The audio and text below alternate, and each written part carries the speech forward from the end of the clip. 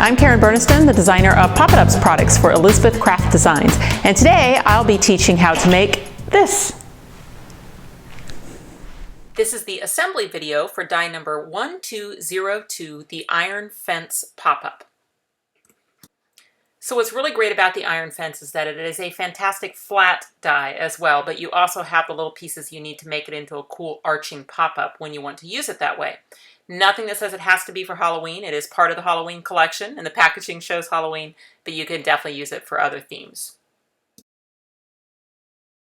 The die set comes with 5 dies. It's got the fence and 2 pieces for the pop-up and then 2 birds. And on both of the birds, it does have a stencil feature to be able to add the eyes. You just use a pen down through that little eye hole, and then you'll have the eyes on the birds in the correct position. That is actually the same hole that's used to eject the paper as well. There are many different die cutting machines on the market that will work with wafer thin dies. Really all of the major machines will work. I'm using a Sizzix Big Shot today, but you could definitely use any type of machine that will accommodate a wafer thin die. Okay, true confessions of a die designer. This one took me so long to design. And the reason for that is I wanted to hide the slot that was needed to make the mechanism work. I really wanted this fence to look good on its own, flat. Don't have to make it into a pop-up. It's going to look good. But then I knew I was going to have this little slider arm and this little sleeve, and I was going to have to try and work a slot into the fence in an area that would work for the mechanism. So anyway, I was quite proud of myself when I finally figured it out, and you're going to see in a second how it goes together. So these are the 2 dies you're going to cut when you want to make it into a pop-up. So you've got a slider arm here. It has a little score line out on one end to make a little fold over foot. So you just find that score line and fold that little foot over. And then the other piece is actually the sleeve that goes around the slider arm. This one's scored as 2 little short score lines right next to each other on both sides. And that's to give it a little height. When you fold up on both those fold lines, then you're going to get a little height to your sleeve. And the reason for that is just because you want it to be extremely loose around the slider arm. So you really don't want it tight. You want it nice and loose. You can glue that to itself, or you could use tape. It doesn't really matter what your adhesive is. Basically, you're just making that little sleeve that's going to slide onto the slider arm, and when you do that, you want to make sure that it is very, very loose, that the slider arm can just slide right through that sleeve without getting caught or feeling tight in any way. So card size is always up to you with Pop-It-Ups dies. I'm using an A2, 4 1/4 by 5 1/2 when folded. That is really the minimum size for this particular die. For the fence to fit into the pop-up, you really need it to be an A2 or larger. And what I'm doing here is I'm using the Halloween scene, which is another one of the new dies in this collection, and I've created a cool scenery backdrop, added my little bird to the top of the tombstone. So my favorite way to disguise the slider arm and the sleeve is to actually cut it out of the background color. So you notice I didn't cut it out of black, which is the color of the fence. I cut it out of the gray because I knew that that was my background color. Now another option, if you really want the slider arm to disappear, is to actually cut it out of a clear material. You could do that as well. So I'm going to make the fence go all the way across the card. It'll be flat on one side and arched on the other. So for my arching fence, I need to fold the fat post over towards the fence. So it's been scored. There's actually some little score lines in the die, but it's basically just right next to the fat post on both sides. And you'll see how it's going to arch in between those fat posts. Now I've decided that I want my arching pop-up to be on the right side of my card. So that means that I need to attach the end of the slider arm to the right post of the fence. So that would not be the end that has the foot. The foot is always the side that goes towards the inside of the card, towards the fold of the card. But the flat end of the slider arm needs to attach to the right post, right up the center. So if it's easier to turn that over, you can do that.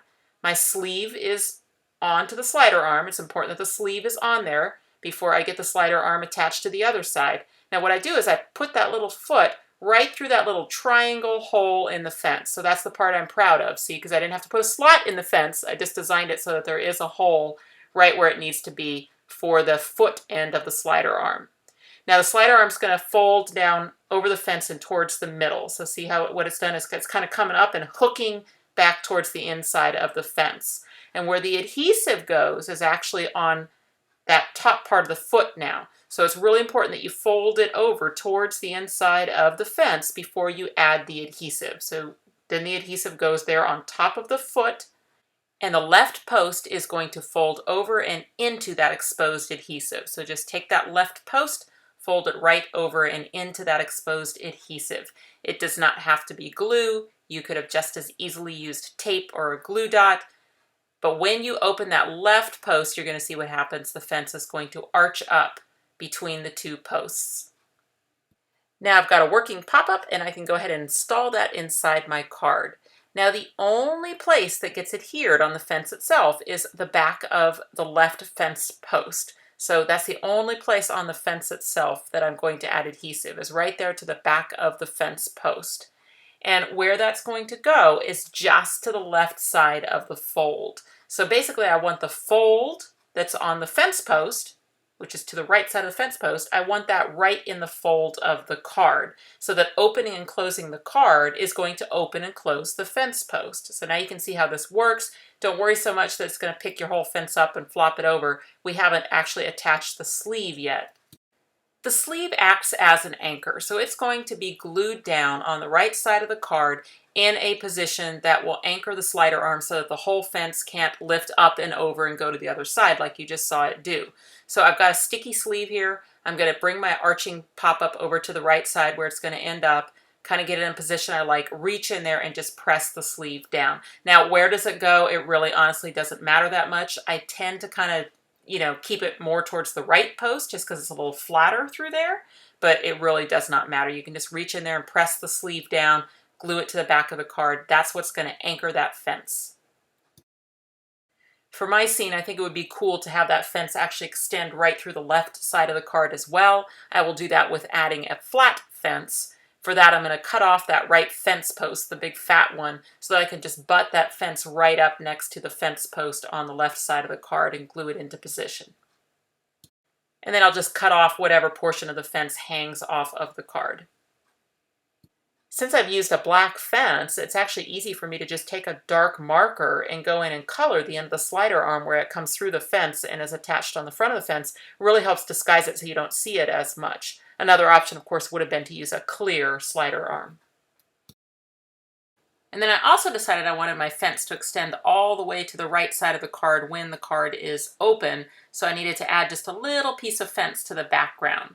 And then when the card is open, the fence will slide out of the way and you'll see that little tiny piece of fence that extends it. Anything that gets added to the arching fence is going to pop up with the fence. So I decided to add one of the birds to the arching part of the fence so that it will float out there in the card as well. The best way for me to do that was just to cut two birds and just glue them back to back around the fence post. So I finished out the card's interior with just a stamped greeting from the Halloween clear stamps. I also added another stamp to the front of the card and used the new bats stencil with some pattern paper to add onto the front of the card. So the iron fence works great, obviously, for Halloween cards. You get all sorts of fun action inside of the card, but it still folds completely flat for mailing. You can mail this in an A2 envelope for a single stamp. Okay, so what do you do with the iron fence when it's not Halloween? Well, how about a garden scene or a winter scene? I was mentioning to Shelley Hickox that I was going to make a winter version of the iron fence, and she said, well, use the bird maybe as a cardinal, and I thought that was just such an excellent idea. So a cardinal has a pretty distinctive little pointy head, of which the birds that come with the iron fence does not. So if you want to make it into a cardinal, you need to stop the cutting pad short of the head when you roll that through the die cutting machine. So what that's going to do is it's going to cut the majority of the bird, obviously the beak and the legs and the tail and all of it. It's just going to stay connected up at the top part where the head is. And then you can either just kind of eye this with your scissors, or what I did is I just took a pencil in there and just sketched in that point at the top of the cardinal and just kind of rounded out his head back towards the beak. And then I will just use my little detail scissors to cut that out. And then if there are any remaining pencil lines after I've done my cutting, I can take an eraser and remove them. And I can still take advantage of the stencil feature of the die. If I want to have the eyeball, I can just place the die over the top of the cardinal and stencil in the eye.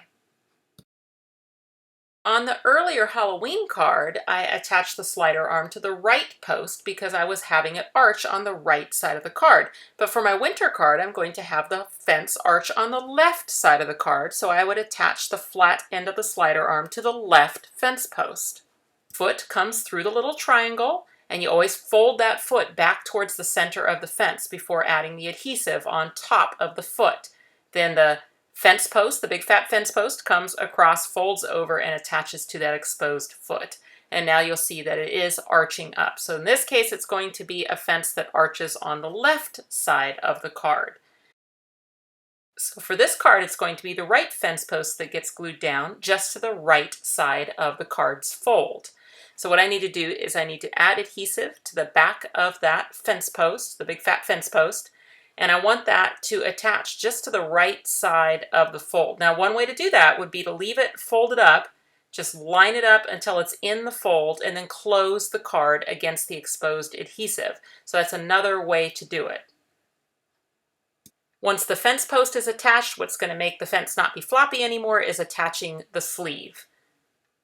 So step one with the sleeve is always just to add the adhesive to the back of the sleeve, peel up the liner so it's now sticky. Now I could bring the fence over to the other side like I did for the Halloween version, or I can just kind of pick maybe about the fourth fence post there, center that sleeve on it, and then just close the card against the exposed adhesive. So that's another way to do it. It really is up to you as to how you attach the sleeve. It just needs to be attached somewhere there underneath the arching fence to anchor it so that it cannot flop over to the other side. And then I just decorated up the outside of the card, the inside of the card, using some of the other dies and stamps from the collection. You can always get a full supply list and photos of my video cards by going to the associated blog post. And you find that link either floating on your screen or in the About section on YouTube. The Designer Challenge team is so talented, and they have really been making some fun Halloween cards using the iron fence. This first one is by Frances Byrne, and I just love her use of the props 9 on the front of the card. Here's a great one by Fran Sabad, very spooky scene. I like the pattern paper in the background.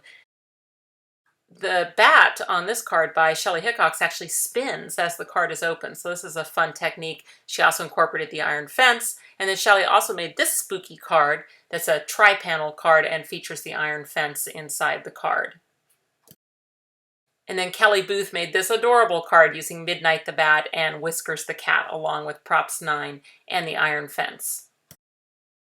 Where to buy information is in the About section below this video on YouTube. If you follow me on Facebook, Karen Burniston Designer, you'll be treated to daily inspiration. You can subscribe to this YouTube channel and you'll always find more ideas on my blog, KarenBurniston.com. Thanks for watching.